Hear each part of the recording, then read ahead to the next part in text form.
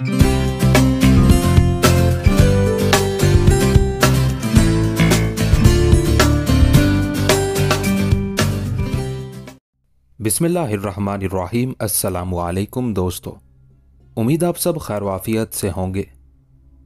शहनशाह शाहजहां पार्ट 24। 1622 ईस्वी की बगावत के सबब कंधार मुगलों के हाथों से जाता रहा और उसकी बाजियाबी की कोई उम्मीद बाकी नहीं रही। शहनशाह जहांगीर की सेहत रोज ब रोज गिरती जा रही थी। अब वो जहनी काम करने के भी काबिल नहीं रहा था। मजबूरन 1624 ईस्वी के आखिर में उसने अपनी खुद नविश्त तुज़क जहांगीरी लिखना बंद कर दी। पुराने सिपह सलारों में से बेशतर इंतकाल कर चुके थे या फिर शहनशाह के ज़ेरे एताब थे। बज़ाहिर हिंदुस्तान के ताजो तख्त को दाखिली तौर पर कोई खतरा नहीं था, लेकिन फिर भी तख्त की विरासत का मसला बहरहाल मौजूद था, जो किसी भी वक्त नाजुक सूरत इख्तियार कर सकता था। अगरचे महाबत खान और शहजादा परवेज ने मिलकर शाहजहां को शिकस्त से दो चार कर दिया, लेकिन अब वो हुकूमत के लिए एक मुस्तकिल मसला बन गए थे। खुसूसन महाबत खान की फौजी ताकत तख्त की विरासत के सिलसिले में एक फैसला कुन किरदार अदा कर सकती थी। आसिफ खान और महाबत खान के दरमियान पुरानी रंजिश थी, जिस पर सियासत और मसलहत ने वक्ती पर्दा डाल दिया था, लेकिन दोनों के सीने में दबी हुई अदावत की देरीना आग किसी भी लम्हे सियासी दोस्ती के उस पर्दे को जलाकर खाक कर सकती थी। उसी सूरत हाल के पेश नजर अब नूरजहां और आसिफ खान की नजरें महाबत खान पर जमी हुई थी। वो दोनों मिलकर मुगलों के उस लायक तरीन सिपह सालार की शख्सियत को दागदार करना चाहते थे। आखिर महाबत खान के गिर्द साजिशों का जाल फैलता चला गया। उसके वकार को सदमा पहुंचाने और उसकी ताकत को कम करने के लिए जहांगीर की तरफ से पहला हुक्म दिया गया कि महाबत खान शाही अफवाज की सालारी से इस्तीफा पेश कर दे और दोबारा सूबा बंगाल की गवर्नरी संभाल ले। बज़ाहिर फरमाने शाही पर जहांगीर की मोहर थी, लेकिन बाखबर हल्के जानते थे कि शहनशाह अपनी बीमारियों के सबब नूरजहां के हाथों में महज एक खिलौना बनकर रह गया था। दरअसल नूरजहां का हुक्म ही शाही हुक्म था। शहजादा परवेज ने महाबत खान के बंगाल जाने पर एतराज किया तो नूरजहां की तरफ से दूसरा हुक्म जारी हुआ, महाबत खान, तुम्हें लाजिम है कि फौरी तौर पर दरबार में हाजिर हो जाओ। उस हुक्म के सामने महाबत खान और शहजादा परवेज दोनों को सर तस्लीम खम करना पड़ा। परवेज को गुजरात का नाम निहाद गवर्नर मुकर्रर करके खान जहां को शाही अफवाज की सालारी दे दी गई। उसके बाद महाबत खान से मुतालबा किया गया कि वो बंगाल में हाथ आने वाले माले गनीमत और हाथी वगैरह फौरी तौर पर दरबार शाही में पेश कर दे। महाबत खान उस मुतालबे पर हैरान रह गया। अब उसे यकीन आ गया था कि उसके खिलाफ शर्मनाक साजिशें की जा रही हैं, जिनका एक ही मकसद था कि महाबत खान इश्तियाल में आकर कोई नाशाइस्ता बात कह दे और फिर उसे भी बेड़ियां पहनाकर पसे दीवारे जिंदान डाल दिया जाए। महाबत खान ने उस मौके पर इंतहाई सब्र ज़ब्त से काम लिया। फिर जब उसकी तरफ से हुक्म शाही की बजावरी में ताखिरी हरबे इख्तियार किए गए तो एक दरबारी एलची फिदाई खान को भेजा गया कि वो महाबत खान से सारी चीज़ों का हिसाब तलब करे। ये महाबत खान जैसे सिपह सालार के साथ बड़ा जिल्लत आमेज सलूक था। आखिर महाबत खान का पैमाना सब्र लबरेज हो गया और अब उसके उस यकीन में शिद्दत आ गई थी कि उसे तबाह बर्बाद करने की कोशिशें की जा रही हैं। मजबूरन महाबत खान को अपनी मुदाफ़अत के लिए नए मंसूबे पर अमल करना पड़ा। जहांगीर तब्दीली आबो हवा के लिए कश्मीर से वापसी पर चंद माह के लिए लाहौर में ठहर गया था, मगर अब वो एक ऐसा नाकारा इंसान था जो किसी दूसरे की मदद के बगैर चंद कदम भी चल नहीं सकता था। नूरजहां ने बज़ाहिर अपने इक़्तिदार का ऐलान नहीं किया था, लेकिन दरपर्दा वही हिंदुस्तान पर हुक्मरानी कर रही थी। शहनशाह जहांगीर क़याम लाहौर के बाद मार्च 1626 ईस्वी में काबुल रवाना हो गया। महाबत खान ने उस मौके को गनीमत समझा और अपने हमरा 6000 राजपूत लेकर दरियाए जहलम के करीब शाही खेमे में जा पहुंचा। महाबत खान ये इंतजाम करके आया था कि अगर दरबार में उसके साथ नामुनासिब सलूक किया गया तो वह पूरी शिद्दत से अपनी उस बेइज्जती का जवाब देगा। उसी ख्याल के पेश नज़र महाबत खान न सिर्फ 6000 वफादार राजपूतों को लेकर आया था, बल्कि उनके बीवी बच्चों को भी साथ ले लिया था। फिर उसने अपने जान निसार सिपाहियों को मुखातिब करके कहा था, अगर तुम में से किसी ने गद्दारी की तो उसके बीवी बच्चों की इज्जत और जिंदगी भी खतरे में पड़ जाएगी। जवाबन तमाम सिपाहियों ने बैक जबान कहा, हम नस्लन राजपूत हैं, मरना और मारना ही हमारा मशगला है, पीछे मुड़कर देखना हम लोगों का शेवा नहीं। अपनी सफ़े मुकम्मल तौर पर मजबूत करने के बाद महाबत खान शाही खेमे की तरफ बढ़ा। नूरजहां ने उसे हुक्म देते हुए कहा, जब तक खसूसी दावतनामा मौसूल ना हो वो शाही खेमे में मुकीम रहे मगर दरबार में आने की कोशिश ना करे। महाबत खान गिरदो पेश पर नजर रखते हुए अपनी तलबी का इंतजार करने लगा। दूसरी तरफ वजीर आजम आसिफ खान ने नताइज की परवाह किए बगैर जहांगीर और नूरजहां को चंद खादिमों के साथ तन्हा छोड़कर दरिया अबूर कर दिया। महाबत खान ने उस मौके पर जहांगीर को हिरासत में लेने की कोशिश की। वो शहंशाह को यरगमाल के तौर पर इस्तेमाल करना चाहता था। इस तरह उसे नूरजहां और आसिफ खान से निजात हासिल हो सकती थी। महाबत खान ने बहुत उजलत के साथ अपने राजपूत फौजियों को जमा किया और तकरीबन 2000 सिपाहियों को लेकर दरिया के किनारे भेजकर हुक्म दिया कि पुल को नजर आतिश कर दिया जाए। उस मंसूबाबंदी के बाद जहांगीर बेदस्तोपा हो गया था। महाबत खान ने अपने सिपाहियों को हुक्म दिया कि पहले शहंशाह को घोड़े पर बिठाया जाए और फिर उसे हाथी पर सवार करा के ये मशहूर कर दिया जाए कि हिंदुस्तान का हुक्मरान शिकार को जा रहा है। इस तरह जहांगीर ने कुछ फासला एक घोड़े के सहारे तय किया और फिर उसे हाथी पर बिठा दिया गया। आम लोगों ने यही समझा कि शहंशाह अपने शौक की तकमील के लिए शिकार को जा रहा है, मगर किसी को यह नहीं मालूम था कि हाथी के ओहदे में जहांगीर के साथ महाबत खान के कुछ मुसल्लह सिपाही भी बैठे हुए हैं। गरज कुछ देर शहंशाह को इधर उधर घुमाने के बाद महाबत खान के खेमे में पहुंचा दिया गया। जहांगीर ने बदली हुई सूरत हाल देखकर तलवार खींच ली और दोबारा महाबत खान को कत्ल करने की कोशिश की, मगर नाकाम रहा। यहां तक कि फर्श पर गिरकर हाँफने लगा। आलम पन्हा, इस वक्त आप एक नातवा इंसान है, महाबत खान ने अदब के साथ कहा, और जब बाजुओं की ताकत सल्ब हो जाए तो शमशीर जनी का मशगला बहुत खतरनाक साबित हो सकता है। अब आप अपने आप को हालात के रहमो करम पर छोड़ दें और खामोशी से यह तमाशा देखें कि वक्त कैसी कैसी करवटें बदलता है। उस अचानक हादसे पर जहांगीर बहुत आजुर्दा था, मगर एहतजाज नहीं कर सकता था कि सियासत की यह बाजी उसके हाथों से निकल चुकी थी। यकायक महाबत खान को अपनी गलती का एहसास हुआ। उस अफरा तफरी के आलम में वो नूरजहां को कतन भूल गया था। महाबत खान ने सोचा कि उसे मलिका हिंद को भी हिरासत में ले लेना चाहिए था। इस तरह वो ज्यादा आसानी के साथ अपना मकसद हासिल कर सकता था। मगर जब महाबत खान ने अपनी गलती का अजाला करना चाहा तो वक्त गुजर चुका था। नूरजहां दरिया अबूर करके दूसरे किनारे पर आसिफ खान के पास पहुंच गई। इससे पहले नूरजहां भी ये समझ रही थी कि शहंशाह शिकार खेलने जा रहा है, मगर जब उसे सही हालात का इल्म हुआ तो वो कुछ देर के लिए परेशान नजर आने लगी। जहांगीर के अलावा उसका दामाद शहरयार भी महाबत खान की हिरासत में था।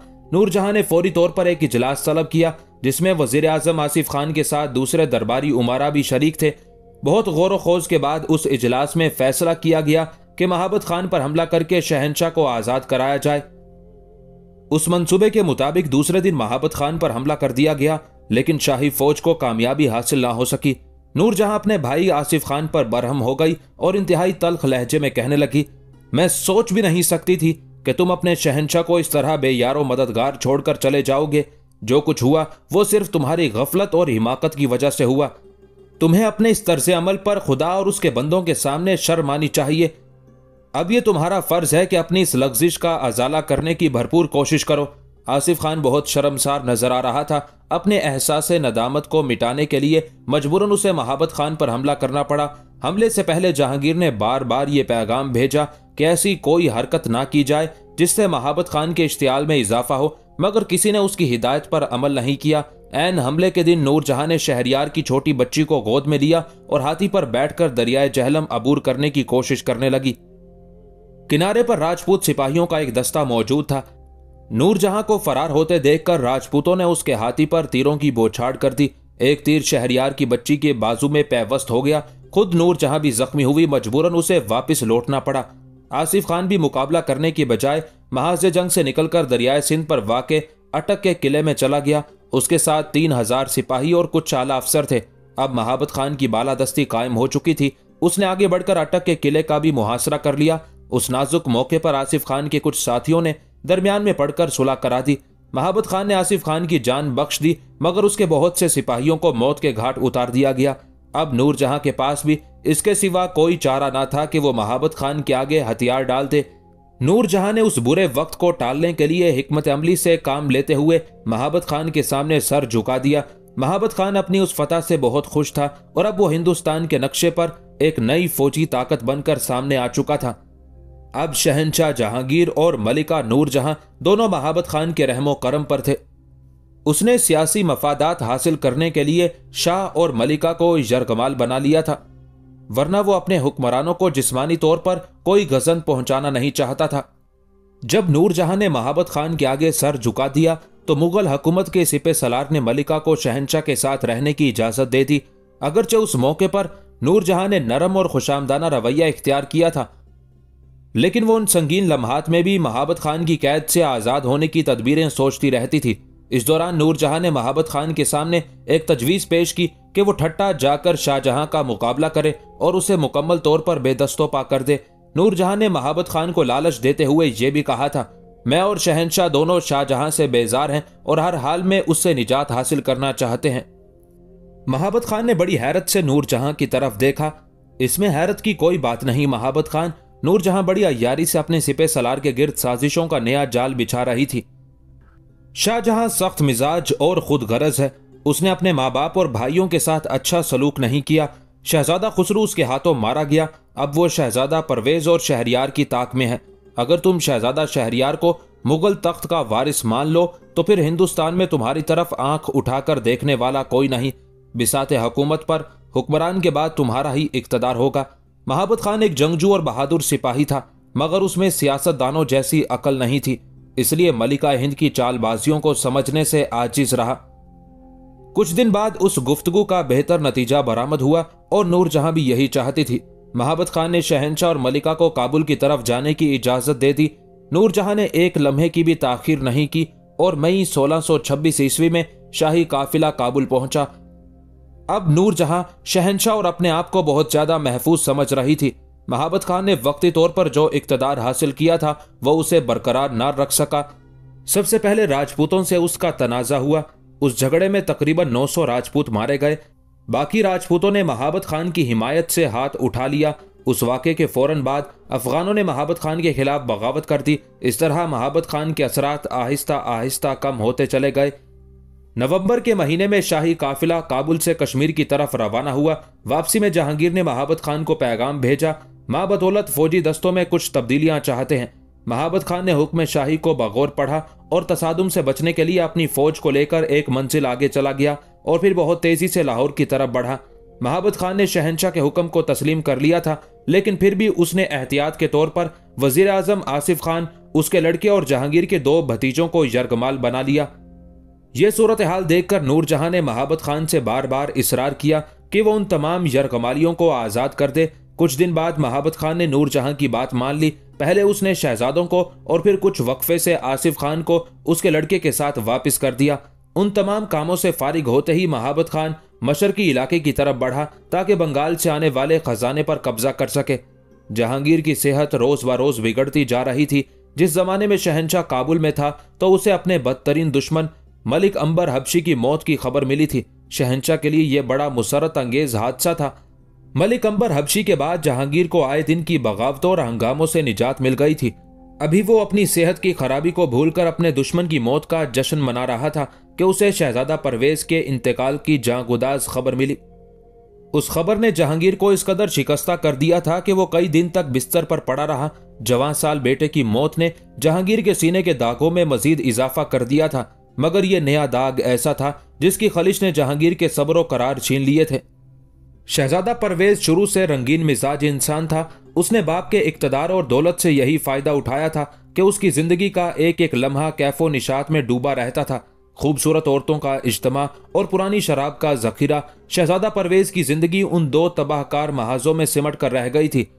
वो एक बलानौश इंसान था और शराब को पानी की जगह इस्तेमाल करता था। शाही तबीबों ने उसे कई बार तनबीह की थी कि अगर शहजादे ने शराब नोशी तर्क नहीं की तो आने वाला कोई लम्हा भी जिंदगी के चिराग को बुझा सकता है, मगर शहजादा परवेज तबीबों के मशवरों को मजाक में उड़ा दिया करता था। हम बहुत सख्त जान हैं, अभी हमें मौत नहीं आएगी। शहजादे की बेपरवाही से मायूस होकर शाही तबीबों ने डरते डरते अपनी अर्ज़ेदाश शहंशाह के हजूर पेश की। जहांगीर ने वक्ती तौर पर उसे खत के जरिए सख्त अल्फाज में हुक्म दिया कि वो शराब छोड़ दे, मगर शहजादा परवेज पर अहकाम और नसीहतों का कोई असर नहीं हुआ। एक तो दोनों के दरमियान तवील फासला और दूसरे जहांगीर की थका देने वाली बीमारी, फिर आए दिन की शोरिशें और महाबत खान की बढ़ती हुई रेशा दवानियां। गरज उन तमाम चीजों ने जहांगीर को संभलने का मौका ही नहीं दिया कि वो बेटे की खबरगिरी कर सके। अब ये लर्जा खेज इत्तला मौसूल हुई थी कि उसका महबूब बेटा शदीद हसरत और नाकामी के आलम में खून थूकता हुआ दुनिया से गुजर गया। शहजादा परवेज की मौत पर जहांगीर ने अपना गिरेबान चाक कर दिया और फिर मातमी लहजे में नूरजहां से मुखातिब हुआ। और कितनी आफात रह गई हैं जिनका नजूल अभी बाकी है। अभी हम खुसरू की मौत को नहीं भूले थे कि परवेज ने हमारे दिल में नया शिगाफ डाल दिया। आखिर ये जख्म हमें क्यों दिए जा रहे हैं जिनके इलाज के लिए इस दुनिया में कोई मरहम मौजूद नहीं। जहांगीर चंद दिनों में पहले से ज्यादा बूढ़ा और नातवा नजर आने लगा था। नूरजहां शोहर को तसल्लियां देती रही, मगर जहांगीर की आंखों में आंसुओं का धुआं भर गया था। वो चुपचाप रोता रहता, मगर कभी कभी उसके होंठों से एक तेज चीख निकल जाती। शहजादा परवेज के इंतकाल के वक्त शाहजहां दक्कन में मुकीम था। भाई के इंतकाल की खबर सुनकर वो उदास हो गया। आखिर शहजादा परवेज से उसका खूनी रिश्ता था और उसी रिश्ते ने शाहजहां को अफसुर्दा बना दिया था। अगरचे सियासी एतबार से परवेज उसका हरीफ था, लेकिन शाहजहां ने भाई की मौत पर किसी खुशी का इजहार नहीं किया। मुझे परवेज से बहुत सी शिकायतें थी, मगर अब उनका जिक्र फजूल है। शाहजहां ने मुमताज महल को मुखातिब करते हुए कहा, जाने वाला इतनी दूर जा चुका है कि उसे आवाज भी नहीं दी जा सकती। खुदा उसकी मगफिरत करे और मरहूम की रूह को सुकून बख्शे। ये रस्मी कलिमात नहीं थे। शाहजहां ने बड़ी सच्चाई के साथ अपने जज्बात का इजहार किया था। अर्जुमंद बानो फितरतन एक रहमदिल औरत थी। उसे भी शहजादा परवेज की मौत का सदमा हुआ था, मगर माहरुख ने उस खबर का सबसे ज्यादा असर कबूल किया था। उसे कुछ देर के लिए सख्ता सा हो गया था। अर्जुमंद बानो ने माहरुख की बिगड़ती हुई हालत देखकर कहा, ये तुम्हें क्या हो गया है माहरुख? अर्जुमंद बानो के लहजे में तशवीश भी थी और हैरत भी। माहरुख ने अपने आप को संभालने की कोशिश की। कुछ नहीं आकाजादी, किसी के मरने की खबर सुनकर मुझ पर इसी किस्म का रद्द अमल होता है। माहरुख ने झूठ बोलकर अपनी दिली कैफियत पर पर्दा डालना चाहा। मैंने जिंदगी में इतने सदमात बर्दाश्त किए हैं कि अब कोई भी अलमनाक खबर सुनकर होशो हवास खो बैठती हूं। मेरे मरहूम बाप ने शहजादा परवेज की बहुत खिदमत की थी। बस यही सोचकर दिल उदास हो गया। गुजरे हुए दिनों की याद आने लगी। कैसा खुशगवार और पुरसकून जमाना था। शाही महल की वो जगमगाती हुई नगमा बार तकरीबात, वो जश्न, वो हंगामा खेजियां, कैसा सुहाना मौसम था। अब तो चांद सितारों से भी आग बरस रही है और अब तो बादे सबा के झोंके भी जलाए डालते हैं। माहरुख ने बड़ी जहानत के साथ मौजू बदल दिया था। आपकी जलावतनी, साहिब आलम की दरबदरी, ये ऐसी तल्ख हकीकतें हैं जो मुझे चैन से नहीं रहने देती। माहरुख की बातें सुनकर अर्जुमंद भी उदास हो गई। सब्र करो माहरुख, ये दिन भी गुजर जाएंगे। अर्जुमंद के तसल्ली आमेज कलिमात सुनकर माहरुख रोने लगी। अर्जुमंद का ख्याल था कि माहरुख जलावतनी की उस जिंदगी से तंग आ गई है, इसलिए उसने अपनी वफादार कनीज को समझाते हुए कहा, अगर तुम मौसम की इन सख्तियों को बर्दाश्त नहीं कर सकती तो फिर कसरे शाही वापस चली जाओ। साहिब आलम तुम्हें अपने फौजियों की निगरानी में आगरा भेज देंगे। अपनी आकाजादी की उस पेशकश पर माहरुख तड़प उठी। क्या आप समझती हैं कि मैं ऐशो इशरत की जिंदगी गुजारने की ख्वाहिश रखती हूं? अर्जुमंद ने बड़े बावकार अंदाज में कहा, माहरुख, मैं तुम्हारे जज्बात को समझती हूं, मगर आज हम पर अजीब वक्त आ पड़ा है। एक एक करके तमाम साथी बिछड़ गए। साहिब आलम और मैं नहीं चाहते कि कोई शख्स हमारी वजह से मसाइब बर्दाश्त करे। तुम अगर जाना चाहो तो खुशी से चली जाओ, मैं कोई शिकायत नहीं करूंगी। हर इंसान को हक है कि वो अपनी पसंदीदा जिंदगी इख्तियार करे। मैं जिस रास्ते पर चल रही हूं वो एक खत्म ना होने वाला खारजार है। मुझे साफ नजर आ रहा है कि इस रास्ते पर चलते हुए तुम्हारे पांव आबलों से भर गए हैं। अब मैं नहीं चाहती कि तुम इस राह में अचानक लड़खड़ाकर गिर जाओ और फिर इस काबिल भी ना रहो कि दोबारा उठकर अपने कदमों पर खड़ी हो सको। ये मेरी जिंदगी की एक आजमाइश है और मैं इस आजमाइश से तन्हा गुजरना चाहती हूँ। नहीं आकाजादी, इस तरह तो मेरी जिंदगी एक लानत बनकर रह जाएगी। माहरुख के लहजे में बड़ा सोज था, बड़ी खलिश थी। मैं तो आपके गुजरे हुए दिनों को याद करके रो रही हूँ। मेरा माजी ही क्या, आपके यहाँ आने से पहले मैं एक अदना दर्जे की कनीज थी। ये तो आपकी मेहरबान जात है जिसने मुझे बराबरी का दर्जा दिया, वरना पूरी जिंदगी बदतरीन गुलामी के साए में गुजर जाती। इतनी नवाजिशात के बाद आप मुझसे कह रही हैं कि लाल किले वापस जाकर उन खुशामदियों की सफ में शामिल हो जाऊं जो अपना जमीर तक फरोख्त कर चुके हैं। यह कैसे मुमकिन है? अब मेरा मरना और जीना, खुशी और गम, हाल और मुस्तकबिल आप ही की जात से वाबस्ता है। अगर आप और साहिब आलम शाह वाला की नजर में बागी हैं तो फिर मैं भी बागी हूं। आप मेरे पैरों के आबलों की बात करती हैं। अगर इस रास्ते में ये पांव कट भी गए तो मैं सीने के बल चलूंगी, मगर वापस नहीं जाऊंगी। एक कनीज की जानिसारी का यह जज्बा देखकर अर्जुमंद बानो के चेहरे पर अजीब सा रंग उभर आया। माहरुख, मुझे तुम्हारी रफाकत पर नाज है। माहरुख ने बड़ी मुश्किल से अपने राज को पोशीदा रखा था।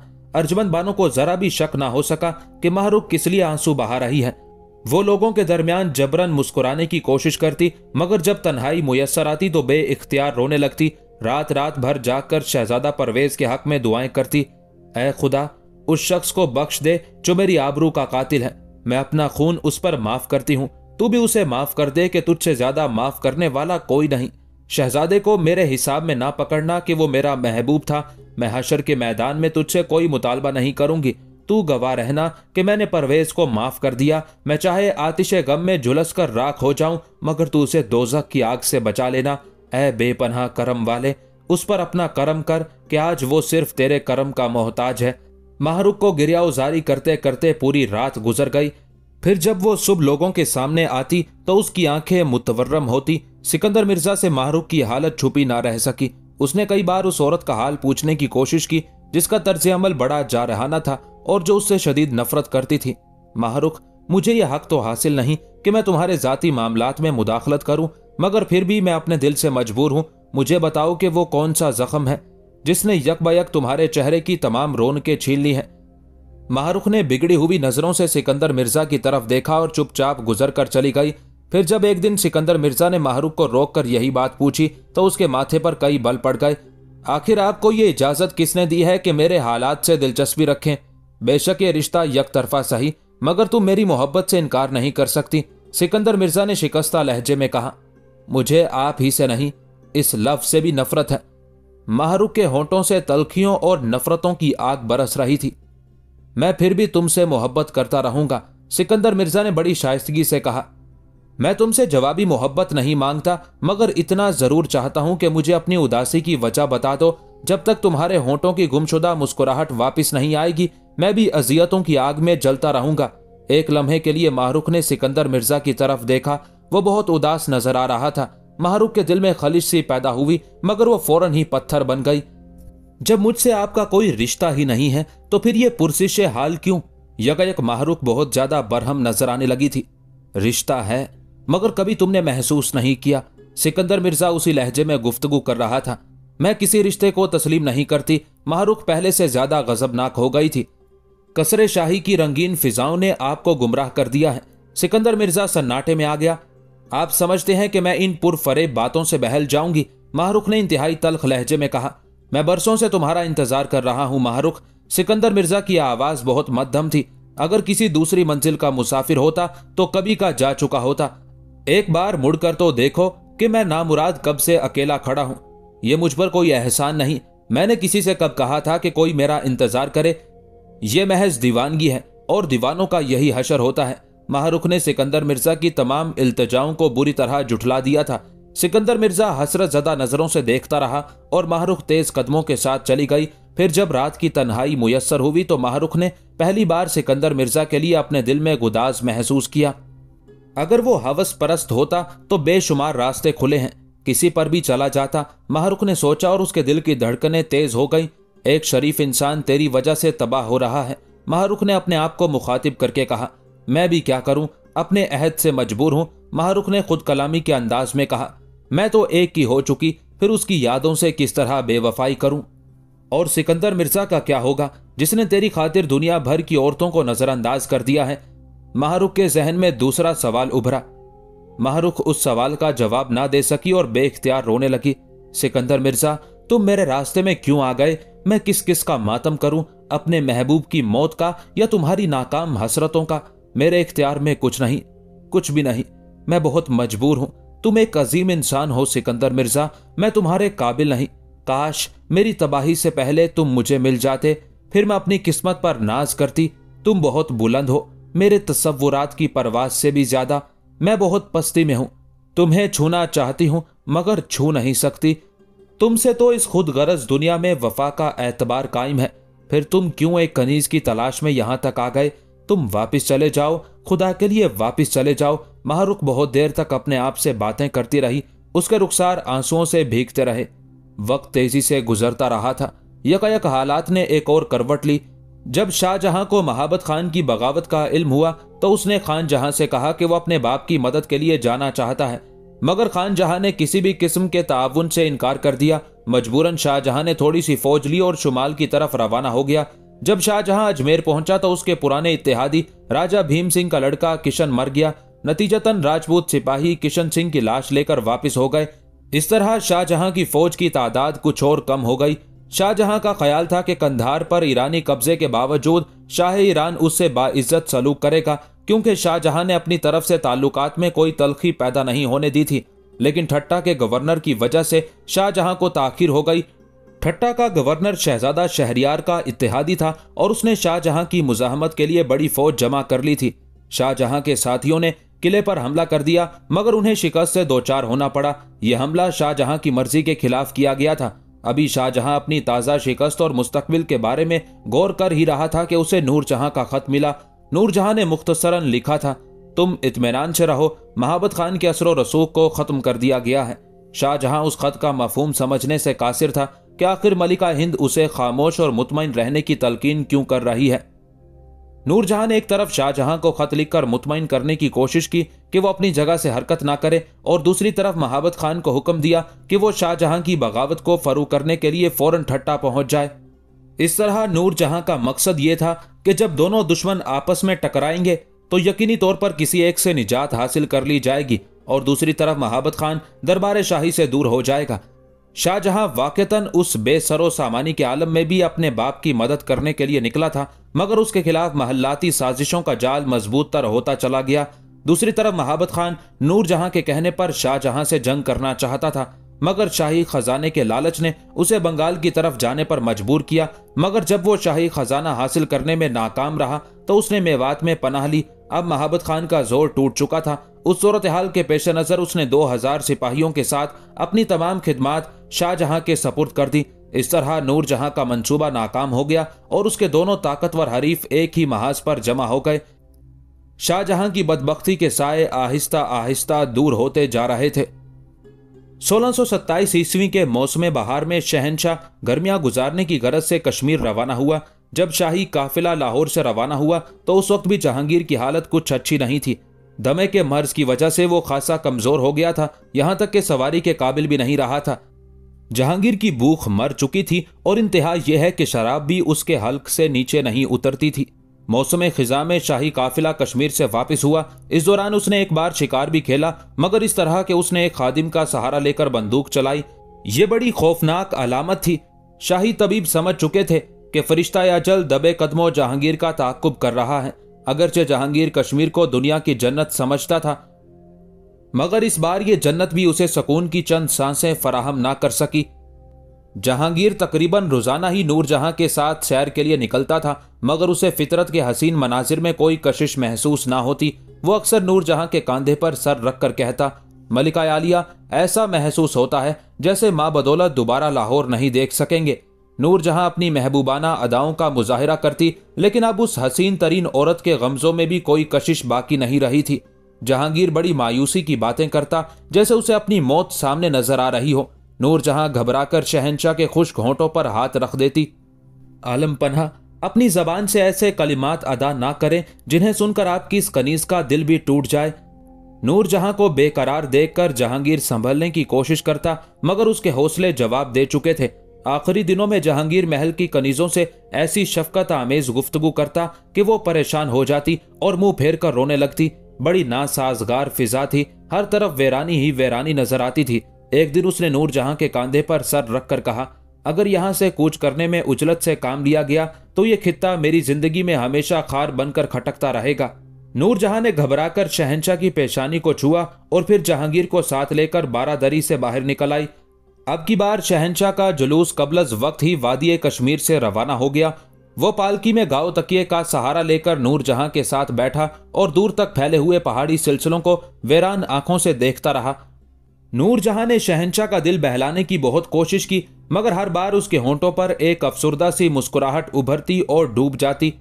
बिम्बर से 2 मील दूर जब शाही जुलूस खेमाजन होने लगा तो नूरजहां मौसम गर्मा की थकन और कनूदगी से चौंकी। उसने अपने होंठों पर एक महबूबाना मुस्कुराहट सजाई और दुज़दीदा नजरों से शहंशाह की तरफ देखा, मगर दूसरे ही लम्हे नूरजहां की दिलनवाज मुस्कुराहट पत्थरा कर रह गई।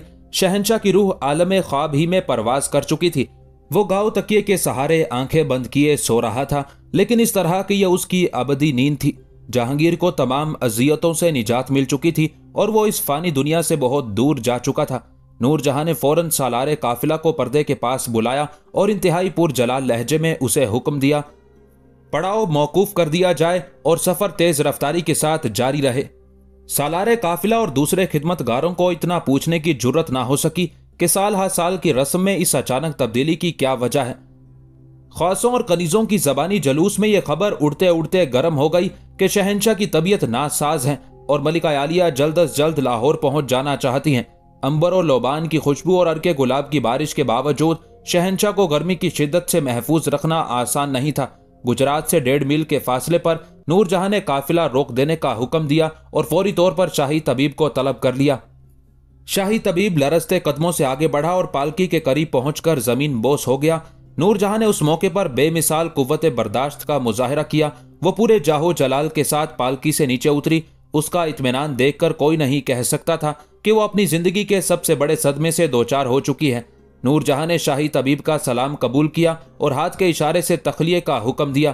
तमाम कनीज़ें और खुद्दाम सर झुकाए हुए चले गए, यहां तक कि पालकी से 2 गज के फासले तक कोई खिदमतगार नहीं था। जब मुकम्मल तन्हाई हो गई तो नूरजहां ने शाही तबीब को मुखातिब करते हुए कहा, क्या तुम जानते हो कि तुम्हारे आकाए नेमत इस दुनिया से गुजर चुके हैं? शाही तबीब बदहवास नजर आने लगा। नहीं मलिका आलिया, मेरी समात इस खबर की मुतहम्मिल नहीं हो सकती। शाही तबीब की आवाज लरस रही थी। हाँ, ये आफत नागहानी इस जमीन पर नाजिल हो चुकी है। यह कहते कहते नूरजहां के चेहरे पर अक्से मलाल उभरा, मगर उसने फौरन ही अपने जज्बात पर काबू पा लिया। मेरा हुक्म है कि जब तक मैं अपनी जबान से कुछ ना कहूं उस वक्त तक यह राज तुम्हारे सीने में दफन रहना चाहिए। शाही तबीब ने सर झुका दिया। और मेरी ख्वाहिश है कि शाह वाला का जिस्म गर्मी से महफूज रहे। अब यह मुमकिन नहीं रहा। शाही तबीब ने कांपते हुए लहजे में कहा, मौसम बहुत गर्म है। क्या तुम्हारी हिकमत में ऐसी कोई तदबीर नहीं कि आलम पनाह का जिस्म सड़ने से महफूज रह सके? पहली बार नूरजहां के लहजे से घबराहट जाहिर हो रही थी। शाही तबीब कुछ देर तक खड़ा सोचता रहा और फिर सर झुकाए हुए बोला, अब एक ही सूरत बाकी है कि जहां पनाह के शिकम को तमाम आलाइशों से पाक कर दिया जाए, वरना शदीद गर्मी के सबब पूरा जिस्म सड़ जाएगा। तो फिर ऐसा ही करो। नूरजहां ने शाही तबीब को हुक्म देते हुए कहा, यह हाथ अपने आकाए नेमत के जिस्म के साथ ये सलूक नहीं कर सकते। शाही तबीब की आवाज बुरी तरह कांप रही थी। मैं तुम्हारी अकीदत और वफादारी से खुश हूं, मगर इसके सिवा कोई चारा भी तो नहीं। अब नूरजहां के लहजे से भी सोगवारी जाहिर होने लगी थी। मजबूरन शाही तबीब पालकी में दाखिल हुआ। उसने जहांगीर के चेहरे पर नजर की। बड़ा इबरतनाक मंजर था। कल तक जिस शख्स के कदमों की धमक से लोगों को जमीन हिलती हुई महसूस होती थी, आज वो इस तरह खामोश पड़ा था कि अपनी जगह से जुम्बिश भी नहीं कर सकता था। बेचारगी सी बेचारगी थी। शाही तबीब कांप कर रह गया। फिर उसने कांपते हाथों से जहांगीर का पेट चाक किया और शिकम से तमाम आंतें और दीगर आलाइशों को निकालकर रात की तारीकी में उसी मकाम पर दफन कर दिया। फिर उस जगह एक ऐसी निशानी कायम की जिसे नूरजहां और शाही तबीब के सिवा कोई नहीं जानता था।